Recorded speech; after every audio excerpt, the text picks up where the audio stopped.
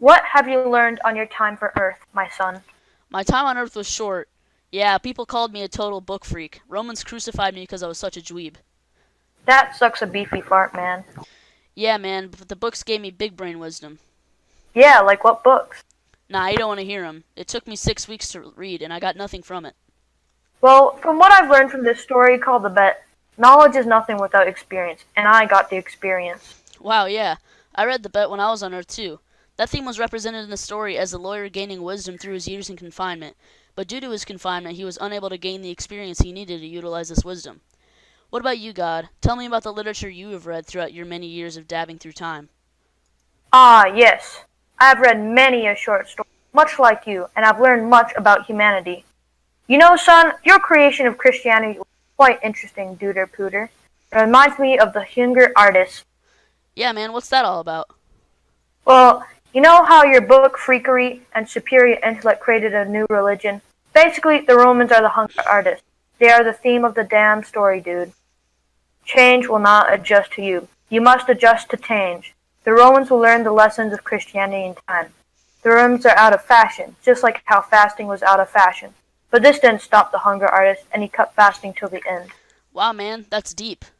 You're the best, God. Well, your turn, homie, man-child, son. Okay, so basically, I'm Monkey. Darn, that's a repulsively unrelated joke. Reminds me of the story of the ones who walked away from. Darn town kept a kid in a dungeon. People were so repulsed by the town that they ran off somewhere, who cares. Anyways, my life advice, theme, since I'm tired of saying that, is that there is always a sacrifice for happiness. Like how you got crucified by Romans to forgive everyone's sins so they can live happy. Wow, I read that story too. What a blaring coincidence that we're reading such similar stories. How'd that happen? Who knows? All these conversations seem scripted anyways. Anyways, that theme is more or less described in the story as the indescribable suffering of the child being the sacrifice for the infinite happiness and safety for the people who live in Omelis. Alright, son. Even though I've been alive for infinite time, all this fluff is giving me a big sweat. Let's make this short and sweet. That's fair. Another story I read on Earth was simply called The Sniper.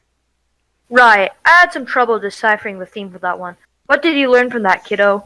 A basic theme for that story, to my understanding, is that war tears everyone apart, even family. Yeah, I get it now. The protagonist, as we see him, killed his own brother during the war, after a long sniper battle. What about you, God? Your turn. One particularly interesting story from my time here was one called Skin. It taught me a lot about doing my job here, and that beauty cannot be bought without serious sacrifice. You should see the loans I just got to build heaven. Yeah, Drioli willingly followed the art dealer to his death in an attempt to sell his beautiful piece of art connected to his back. What about you? Got any hefty ones you are hiding from me? Sort of. I read another story called The Demon Lover. Not that it has anything to do with hell, but interesting nonetheless. The main theme is that the woman is stuck in the past, stuck in confinement with herself, because of the death of her fiancé. This is the punishment of her lack of loyalty to her former fiancé and family. Yeah, my old brain remembered this now. This is shown in the story when the woman is trapped in the taxi. This is an allegory for her being stuck in the past and her guilt for leaving her husband behind. Alright, your turn, old man. Darn, gotta pay those loans back. Yes, the Mask of the Red Death. I can't relate to that story since I'm broke from paying for my lit pad, aka heaven.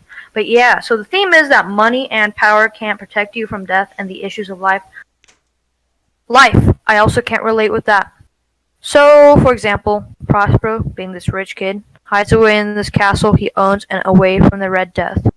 Death, represented by the skull dude, was the Red Death coming for him? Ha, never did they know. It was my friend, the Grim Reaper, who fell into a pool of glow stick juice. Wow, Big G. Interesting. I'm heading back to Earth, gonna prank my disciples and come back to life.